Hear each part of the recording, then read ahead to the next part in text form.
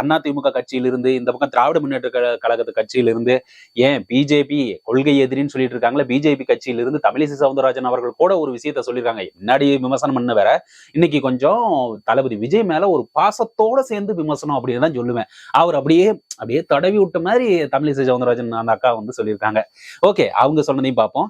அப்புறம் நம்ம கருணாஸ் அவர்கள் இருக்காருல்ல, அவரு வந்து திராவிட முன்னேற்ற கழகத்தோட இந்த மேடையில ஒரு ஃபங்க்ஷன்ல கலந்துக்கிட்டு அவர் ஒரு விஷயத்தை எடுத்து வச்சிருக்காங்க. அதுவும் உதயநிதி அவர்களையும் தளபதி விஜய் அவர்களையும் கம்பேர் பண்ணிட்டு, அப்பா எப்படிப்பட்டவர் தெரியுமா உதயநிதி, இவரு எப்படிப்பட்டவர்னு தெரியுமா அப்படின்னு சொல்லிட்டு ஒரு விஷயத்தெல்லாம் சொல்லியிருக்காங்க. அந்த விஷயத்தையும் பார்ப்போம். அப்புறம் அதிமுகவோட முன்னாள் அமைச்சர் ஜெயக்குமார் அவர்கள் வந்து தெளிவான ஒரு விஷயத்தை அங்க சொல்லியிருக்காரு. அதாவது நீங்க நினைக்கிற மாதிரி எல்லாம் இல்லப்பா, இது வேற மாதிரி அரசியல் அப்படின்னு சொல்லிட்டு தளபதி விஜய்க்கு ஒரு அட்வைஸ் சொல்ற மாதிரி, அதாவது இந்த மீசையை வச்சு இப்படி இந்த மீசையை வச்சு ஒரு விஷயத்த வந்து ஜெயக்குமார் அவர்கள் சொல்லியிருக்காங்க. அப்படி என்னப்பா மீசையை வச்சு சொல்லிட்டாரு, சரி பாப்போம். அவர் மீசையை மட்டுமா வச்சு சொல்லியிருக்காரு. அப்புறமேட்டுக்கு இங்க வர விஜய் ஏன் தொட்டுட்டோன்னு வருத்தப்படணும் அப்படின்னு சொல்ல டைலாக் எடுத்து வச்சு கேட்டா, நிருபர்கள் கேட்டா, அவங்களாம் என்ன எங்களை எல்லாம் வந்து தொடரும்னு சொல்ல, அவர் தொட வேண்டிய இடத்துல தொடுவாரு, எங்களெல்லாம் சொல்ல ஏன் அப்படின்னு சொல்லிட்டு கிண்டல் பண்ணிட்டு போயிருக்காரு. என்ன அப்படின்னு சொல்லிட்டு டீட்டெயிலா பார்ப்போம். ஓகே, வீடியோக்குள்ள போலாமா? வீடியோக்குள்ள போறதுக்கு முன்னாடி நம்ம எப்பயும் கேட்போமே, சப்ஸ்கிரைப் பட்டனையும் பெல் ஐக்கானும் கிளிக் பண்ணிருங்க. நம்ம போடுற வீடியோ நோட்டிபிகேஷன் உங்களுக்கு வரும். அதே மாதிரி லைக்கும் ஷேரும் கொடுத்தீங்கன்னா பல பேருக்கு சென்றடையும். அப்புறம் மறக்காம இந்த கமெண்ட்ஸ் எல்லாம் கொடுத்துட்டே இருக்கிறீங்க. கமெண்ட்ஸ் கூடவே இந்த ஹைப்போ ஒன்று கொடுத்தீங்கன்னா இன்னும் நம்ம டீமுக்கு ஒரு உந்துதலா இருக்கும்னு சொல்லிட்டு விஷயத்துக்குள்ள போயிடலாம். முதல் விஷயத்தை பார்த்தீங்கன்னா, தமிழிசை சவுந்தரராஜன் அவர்கள் சொன்ன விஷயத்த சொல்லிட்டு மற்ற விஷயத்துக்கு போயிடுவோம். தமிழிசை சவுந்தரராஜன் அவர்கள் வந்து அப்படியே நான் சொன்னல ஒரு தட்டி கொடுக்குற மாதிரி விமர்சனம் செய்யறாங்க அப்படின்னு சொல்லிட்டு செஞ்சிருக்காங்க. எப்படின்னு பாத்தீங்கன்னா, தம்பி விஜய் வந்து எல்லாம் ஓகே, ஏன்னா கடந்த கூட்டத்தை விட இந்த மக்கள் சந்திப்பு, இந்த காஞ்சிபுரத்தில் நடந்த மக்கள் சந்திப்பு வந்து உண்மையிலுமே நல்லா இருந்துச்சு. ஐயோ நல்லா இருந்துச்சுன்னு சொல்லிட்டா என்னடா பண்றது அப்படின்னு சொல்லிட்டு அப்படி தடவுற மாதிரி சொல்லி ஒரு விஷயத்த சொல்லியிருக்காங்க. எப்படி அப்படின்னு பாத்தீங்கன்னா, தம்பி வந்து மக்கள் நலன் சார்ந்து எந்த ஒரு அரசியல் கட்சியா இருந்தாலும் மக்கள் நலன் சார்ந்த விஷயங்களா தான் வரணும். அவர் சொன்ன இந்த பைக்கு கூட எப்படி கொண்டு வந்து ஒவ்வொரு வீட்டுக்கும் பைக்கு தேவை, ஒவ்வொரு வீட்டுக்கும் வீடு தேவை, காரு கூட நம்மளோட டார்கெட் தான், அதுக்கான பொருளாதார வளர்ச்சி ஏற்படுத்துவோம் அப்படின்னு சொல்லிட்டு விஜய் அவர்கள் சொன்ன விஷயத்த பாத்தீங்களா? அவரோட பேச்சிலும் சரி, பொறுமை, நிதானம், அவரை விஷன் எல்லாமே பக்காவா இருக்குது அப்படின்னு சொல்லிட்டு, ஆனா இதை எல்லாமே பாரத பிரதமர் வந்து வீடு கட்டி அந்த திட்டம் வச்சிருக்காங்கல்ல, அப்படி கொடுத்துக்கிட்டு தான் இருக்காரு. சோ அதனால தம்பி அவர்கள் வந்து தெளிவா எல்லாமே கரெக்டா பண்றாரு. ஆனா இந்த எதிரிகளை எப்படி அழிப்பது அப்படிங்கிறது வந்து ஒரு வியூகத்தை, அரசியல் வியூகத்தை கத்துக்கணும். அதுக்கு கூட்டணி மூலமா மட்டும்தான் அது வந்து நம்ம நடைமுறைப்படுத்த முடியும் அப்படின்னு சொல்லிட்டு ஒரு விஷயத்த சொல்லிக்கிறாங்க.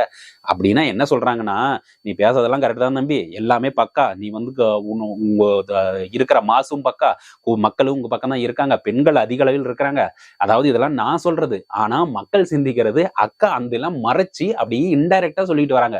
நல்லா பண்ற தம்பி, ஆனா கூட்டணி எங்க கூட வந்துருங்க அப்படின்னு ஒரு விஷயத்த சொல்லியிருக்காங்க. ஆனா இதை நம்ம சிந்திக்க வேண்டிய விஷயம், தளபதி விஜய் அவர்கள் வந்து ஆரம்பத்துல இருந்து கொள்கை எதிரி, பாஜக எதிரி, அரசியல் எதிரி திராவிட முன்னேற்ற கழகம் அப்படின்னு சொல்லிட்டு தெளிவா சொல்லிட்டு வராரு. சோ இதையெல்லாம் சிந்திச்சு பார்த்து அவங்க சொல்லி புரியுதா எப்படி அப்படி அது ஒரு விஷயமா தான் தமிழிசை சவுந்தரராஜன் அவர்கள் வந்து தெளிவா சொல்லியிருக்காங்க. ஓகே பாப்போம். இந்த பக்கம் இருந்து வரமாட்டேங்கிறாரு, இந்த பக்கம் இருந்து பா தம்பி அப்படிங்கிறாங்க. No comments. போகலாம், அடுத்த விஷயத்துக்கு போயிடலாம். ஓகே, அடுத்த விஷயத்தை பாத்தீங்கன்னா, ஜெயக்குமார் அவர்கள், ஏன் கருணாஸ் அவர்கள் வந்து பேசுனது வந்து உதயநிதி ஸ்டாலின் அவர்கள் வந்து வச்சும் தளபதி வச்சும் ஒரு பேசியிருக்கிறாங்க. அப்புறம் ஏதோ சம்பள பிரச்சனையும் பேசியிருக்காரு, அதை பேசிடலாமே அப்படின்னு. இல்ல ஜெயக்குமார் அவர்கள் பேசிட்டு, ஏன்னா அண்ணா திராவிட முன்னேற்ற கழகத்தை பேசிட்டு அப்புறம் திராவிட முன்னேற்ற கழகத்தை பேசுவோம்.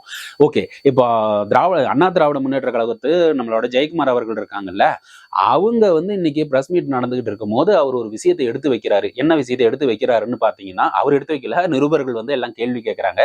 இப்படி வந்து தளபதி விஜய் வந்து சொல்லிட்டே இருக்காரு, பைக்கு கொடுக்குறேன், பைக்கு, காரு, அப்புறம் வீடு, இது எல்லாமே எங்களோட டார்கெட், பொருளாதார வளர்ச்சி ஏற்படுத்தி கொடுக்கறது நாட்டு மக்களுக்கு, எங்களோட மக்கள் நலன் சார்ந்த திட்டங்கள், வாக்குறுதிகள் அப்படின்னு சொல்லிட்டு இருக்காங்க. இதெல்லாம் ஒரு சாம்பிள் தான் அப்படின்னு சொல்லிக்கிறாங்களே, இதை பத்தி என்ன அப்படின்னு அத்தைக்கு மீச முளைக்கிட்டு அப்படிங்கிறாரு. அப்படின்னா என்ன அர்த்தம்? அத்தைக்கு மீச முளைக்கிட்டு. நானும் வந்து யோசிச்சு பார்த்தேன். கிராமத்துக்குள்ள சொல்லுவாங்க, அத்தைக்கு மீச முளைச்சா சித்தப்பன் பங்காளிக்கு பங்கு கேட்க வருவாங்க அப்படிங்கிற ஒரு பழமொழி இருக்குது. கரெக்டு தானே? அதாவது இப்போ ஒரு குடும்பத்துல வந்து அண்ணன் தங்கச்சி இப்படி இருக்காங்கன்னா, அண்ணன் வந்து இப்ப நடந்துட்டு இருப்ப எல்லாரும் ஆணும் பெண்ணும் சமம்னு சொல்லிட்டு இப்போ சொத்துல இருக்குன்னு வச்சுங்களேன். அந்த காலத்துல வந்த பழமொழி தானே. அண்ணன் வந்து சொத்தை இருக்கும்போது அந்த சொத்தை நிலத்தை வந்து பங்கு போடணும்னா இன்னொரு தம்பி இருந்தாதான் அப்படிங்கிற ஒரு விஷயம். ஆனா இங்க அத்தை பெண் பிள்ளையா பிறந்ததுனால அவங்களுக்கு மீசை முளைச்சாதானே வந்து தம்பியா மாற முடியும் அப்படிங்கிற ஒரு விஷயத்த நீ என் பங்காளியா கூட இன்னும் ஆகல அப்படிங்கிற ஒரு விஷயத்த ஜெயக்குமார் அவர்கள் விளையாட்டா எடுத்து வச்சிருக்காருன்னு நான் நம்புறேன். அதாவது நீங்க வந்து பங்காளியா வர்றதுக்கான முயற்சி, நீங்க மீசை முளைச்சு வாங்க, அப்புறம் நம்ம வந்து அத்தைக்கு மீசை முளைக்கட்டும் அப்படின்னு சொல்லிட்டு போயிட்டாரு. அதுக்கு நம்ம என்ன பதில் சொல்றதுன்னு தெரியல. அவர் ஒரு கொஸ்டின் மார்க் மாதிரி அத்தை மீசை முளைக்கட்டும் அப்படின்னு. அதாவது அவர் சொன்ன வந்தது கெட்டதுன்னு சொல்ல அவர் தெளிவா சொல்லியிருக்கிறாரு. ஒரு தேர்தலாவது நின்னு அதை உங்களோட பலத்தை காட்டுங்க, உங்களோட பலம் என்ன அப்படின்னு மட்டும் காட்டுங்க அப்படின்னு சொல்லிட்டு தெளிவா சொல்லிட்டு போயிருக்காருன்னு நான் நம்புறேன். ஆனா அந்த தளபதி விஜய் அவர்களோட பலன் வந்து அவர் ஆரம்பிச்ச கட்சி விக்கிரவாண்டியிலிருந்து இன்ன வரைக்குமே அந்த மாசு குறையவே இல்லை. இவங்க தான் கூட்டத்தை வேண்டாம் வேண்டாம்னு சொல்றாங்க. மத்த கட்சி மாதிரி கூட்டத்தை வாங்கன்னு சொல்றது வந்து மத்த கட்சிங்க இல்லை. ஆனா தளபதியோட தமிழக வெற்றி கழகத்தோட இது என்னன்னா, கூட்டம் வருதப்பா, இதெல்லாம் எப்படி கட்டுப்படுத்துன்னு தெரியல, அதனால கூட்டம் வேண்டாம் வேண்டாம் நீங்க போங்க, எங்களுக்கு வேணும் கூட்டம் அப்படிங்கிற மாதிரிதான் இவங்க இருந்துட்டு இருக்காங்க. இதை பார்த்து கட்சிகள் எல்லாம் பொறாமைப்படுமா படாதா யோசிச்சு பாருங்க. கூட்டத்தை கூடுறதுக்கு அல்லலப்படுறப்பே அந்த குவார்டரு, கோழி பிரியாணி, 200 ரூபாய் அப்படி இப்படின்லாம் விஷயம்லாம் செஞ்சு செய்யறமேப்பா, கூட்டம் வந்த பாடு இல்லை. ஆனா அங்க ஒரு கட்சி என்னன்னா வேண்டாங்கிறாங்க, ஆனா கூட்டம் அங்கதான் போகுது அப்படிங்கிற ஒரு விஷயத்தை வந்து நம்ம இந்த நேரத்துல வந்து ஞாபகப்படுத்தணும். ஓகே, அப்படி ஒரு பக்கம் சொல்லி இருக்கும் போது இன்னொரு கேள்வி வந்து ஜெயக்குமார் அவர்களுக்கு வந்து ஒரு கேள்வி கேட்கறாங்க. இப்படி வந்து இந்த தளபதி ஏன் தொட்டோம், தளபதி கூட இருக்கிற மக்களை ஏன் தொட்டோம்னு நீங்க வந்து வருத்தப்படுவீங்க. அந்த அளவுக்கு அப்படி வந்து ஒரு ஆவேசமா அவர் சொல்லியிருக்காரே விஜய் அவர்கள், இதுக்கு என்ன பதில் சொல்றீங்க அப்படின்ட்டு. இங்க பாருங்க, அவங்க எல்லாம் வந்து எங்களை எல்லாம் வந்து ஏன் தொட்டோன்னு வருத்தப்படுவோம் அப்படின்னு சொல்லிட்டு எங்களை எல்லாம் அண்ணா திராவிட முன்னேற்ற கழகத்தான் சொல்ல, அது எந்த கட்சி சொன்னாங்கன்னு உங்களுக்கும் தெரியும் எனக்கும் தெரியும், ஏங்க அந்த கேள்வி கேட்கறீங்க அப்படிங்கிற ஸ்டைல்ல அவர் சொல்லிட்டு அவர் வாக்கு பண்ண எங்களை சொல்லலைங்க அப்படின்னு சொல்லிட்டு அவர் போயிட்டாரு. அப்போ யார சொல்லியிருப்பாங்க? அண்ணா திராவிட முன்னேற்ற கழகத்தை சொல்லல, அப்ப யார சொல்லியிருப்பாங்க? ரொம்ப யோசிக்காதரா நடிக்காதரா அப்படின்னு சொல்றீங்களா? ஆமா, எந்த கட்சியும் நீங்க என்ன கட்சியும் நினைக்கிறீங்களோ அந்த கட்சியை தான் நானும் நினைக்கிறேன். ஓகே, அப்படி வந்து நம்மளுக்குள்ள டவுட் இருந்துச்சுன்னா கமெண்ட்ஸ்ல போடுங்க, தெரிஞ்சுக்கிட்டோம்.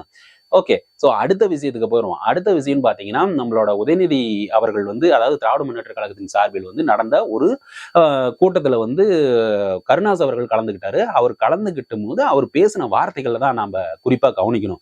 இன்னைக்கு இருக்கிற தளபதி விஜயோட சம்பளம் வந்து நீங்க 200 300 கோடி ரூபான்னு சொல்லிட்டு இருக்கீங்களே, அவர் வந்து அவ்வளவு பெரிய சம்பளத்தை விட்டு வந்தாரு, இவ்வளவு பெரிய சம்பளத்தை விட்டு வந்தாரு, நான் என் கேரியரே உச்சத்தை விட்டு வந்துட்டேன் அப்படின்னு சொல்லிட்டு இருக்காரு. அந்த கேரியரோட உச்சத்தை வந்து ரொம்ப அதிகமா கொண்டு போனது யாரு? நம்ம உதயநிதி ஸ்டாலின் அவர்கள் அப்படின்னு சொல்றாங்க. அவர் உதயாவதையான்னு தான் கருணாஸ் சொல்றாங்க. உதயநிதி ஸ்டாலின் அவர்கள் வந்து விஜய்க்கு வந்து கேரியர் உச்சத்தை எப்படி? ஏன்னா அவரோட ரெட் ஜெயண்ட் கம்பெனில தான் விஜய் அவர்களோட சம்பளத்தை கூட்டி, அதாவது உயர்த்தி கொடுத்தாங்க அப்படிங்கிற ஒரு விஷயத்த வந்து கருணாஸ் அவர்கள் அங்க சொல்லியிருக்காங்க. அப்படிப்பட்ட அவரு, நான் தான் நடிகர், நிறைய என்ன கொஞ்சம் கூடுதலா அவர் டான்ஸ் ஆடுவார்ப்பா அப்படிங்கிற ஒரு விஷயத்தையும் கருணாஸ் அவர்கள் சொல்லியிருக்காங்க.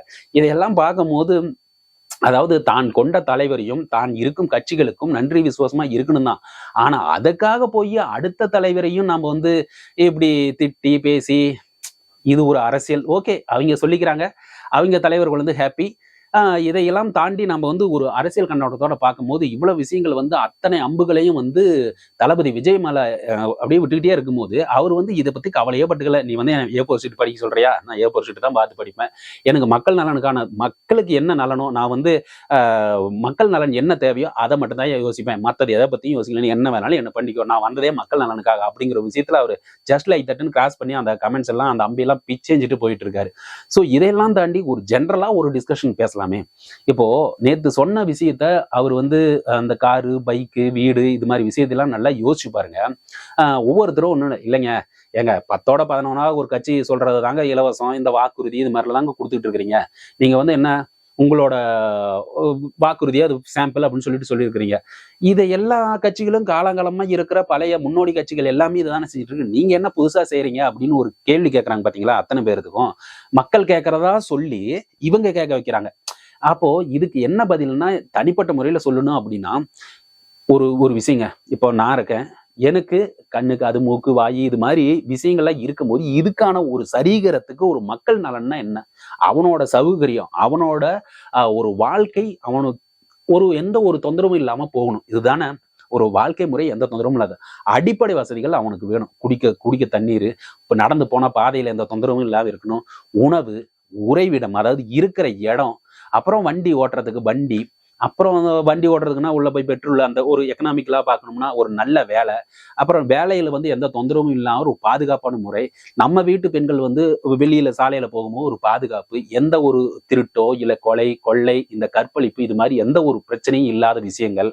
ஸோ இது மாதிரி எல்லா ஒரு சொசைட்டில எந்த ஒரு ஒரு தொந்தரவும் இல்லாம இன்னும் கொஞ்சம் அப்படியே மேல ஒரு படி போய் பார்த்தோன்னா அந்த மணல் கொள்ளை, கனிம வள கொள்ளை, அங்கங்க நடக்கிற போராட்டங்கள், அப்புறம் இது மாதிரி நிறைய விஷயங்களுங்க. நாடு விட்டு நாடு தண்ணி கொடுக்க மாட்டேங்கிற தண்ணி வந்து அந்த பக்கம் கர்நாடகால, இந்த பக்கம் முல்லை பெரியார் பிரச்சனை, இப்படி நிறைய பிரச்சனைகளா இருக்குது பாத்தீங்களா. இந்த பிரச்சனை எல்லாமே பேசிக்கா எடுத்து பாத்தீங்கன்னா காலங்காலமா இருக்கிற பிரச்சனைகள் தான். இதை சால்வ் பண்றதுக்கு ஒரு யுகம் வேணும் அப்படிங்கிற மாதிரிதான் இருக்கும். கர்நாடகா அந்த ஸ்டேட்டுக்கிட்ட இருந்து நாம பேசி கொண்டு வரணும். இதுதானே வந்து காலங்காலமா எல்லாத்து கட்சிகளுக்குன்னா நீ புதுசா என்ன பண்ணிட முடியும்? புதுசா வர கட்சிகளும் புதுசா என்ன பண்ணிடுவோம், நான் வந்து புதுசா ஒரு ஒரு ஒரு இல்லாத ஒரு அடுத்த செயற்கைக்கோள் கொண்டாந்து என் பூமிக்கு பக்கத்துல வச்சு அந்த அதுக்கும் இதுக்கும் கம்யூனிகேட் பண்ணுவேன் அப்படின்னு சொல்லுங்களா? அங்கிருந்து ஒரு புது ஒரு ஒரு கோளையே நீங்க கொண்டு வந்து பக்கத்துல நிறுத்துன்னு சொல்ல முடியுமா?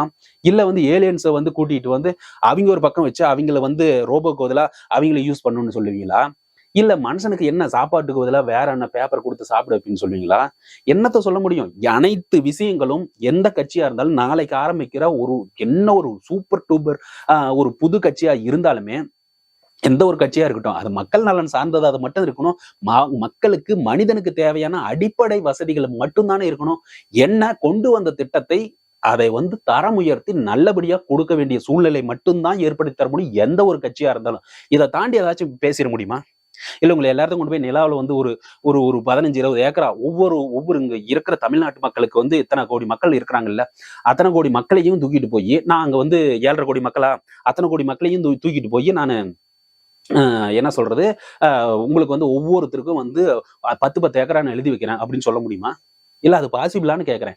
அடிப்படை வசதிகள் இது மட்டும் செஞ்சாவே போதும், இருக்கிற பிரச்சனைகளை சால்வ் பண்ணாவே போதும், அதை கொண்டு வந்து தரேன் அப்படின்னு சொல்லிட்டு தான் தமிழக வெற்றி கழகத்தோட தலைவர் சொல்லியிருக்காரு.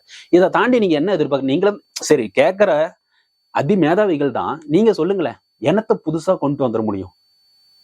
நீங்க இல்ல எந்த ஒரு விஷயமா இருந்தாலும் நீங்க அதை தாண்டி எதையுமே கொண்டு வர முடியாது அப்படிங்கறதான். புதுசா கொண்டு வரணும்னா தெரியலீங்க, எனக்கு அந்த நாலேஜ் இல்ல. உங்களுக்கு ஏதாச்சும் புதுசா இதெல்லாம் சொல்ல மறந்துட்டாரு, இல்ல இதையெல்லாம் செயல்படுத்தலாமே, அதெல்லாம் மனிதனுக்கு அப்பாற்பட்டு ஒரு விஷயம் இருக்குதுன்னு வச்சுங்களேன், கமெண்ட்ஸ்ல சொல்லுங்களேன், நானும் தெரிஞ்சுக்கிறேன். என்னோட அறிவு கேட்டுல உங்களுக்கு தெரிஞ்சுங்கன்னா நாமளும் பார்த்து அப்படி தெரிஞ்சுக்கலாம், மக்களும் பார்த்து பயன்பெறுவார்கள் அப்படின்னு சொல்லிட்டு இந்த வீடியோ இதோட முடிச்சுக்கிறேன். மறக்காம இது வரைக்கும் வீடியோ பார்த்துருந்தீங்கன்னா லைக்கும் ஷேரும் கொடுத்தீங்கன்னா பல பேருக்கு சென்றடையும். அந்த சப்ஸ்கிரைப் பட்டனையும் பெல் ஐக்கனும் கிளிக் பண்ணீங்கன்னா நான் போடுற வீடியோ உங்களுக்கு மொபைலுக்கு நோட்டிபிகேஷன் வரும்னு சொல்லிட்டு விடைபெறுகிறேன். மறக்காம ஹைப்பு கொடுத்துருங்க அப்படின்னு சொல்லிட்டு விடைபெறுகிறேன். நன்றி, வணக்கம்.